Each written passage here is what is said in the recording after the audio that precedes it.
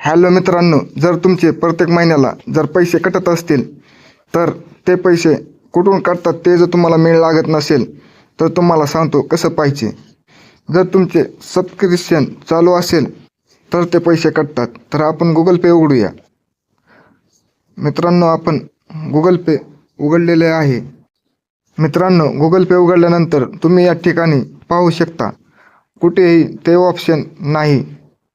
तर आपण त्या ऑप्शनसाठी आपल्या लोगोवरती टच करायचं. नंतर या ठिकाणी तुम्ही वर ढकलायचं. या ठिकाणी आहे ऑटो पे.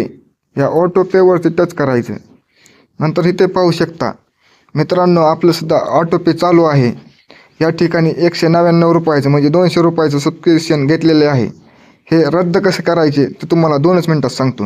मित्रांनो, या ऑटो पेच्या याच्यावरती टच करायचं, सदस्यावरती. त्यावरती टच केल्यानंतर इथे तुम्ही खाली पाहू शकता असे वर ढकलून कुठेही ऑप्शन येत नाही. या खाल्ल्या कडेला येत आहे ऑटो पे रद्द करा म्हणून. यावरती टच करायचं. नंतर आपले ऑटो पे रद्द होत आहे.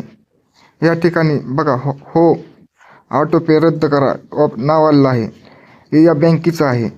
तर याला रद्द करायचं एक वेळेस टच करून. नंतर आपला पासवर्ड टाकून द्यायचा.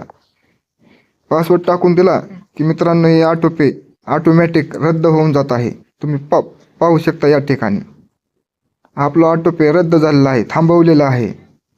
तर पुढल्या महिन्यामध्ये आपले पैसे 1 रुपयाही कटणार नाही.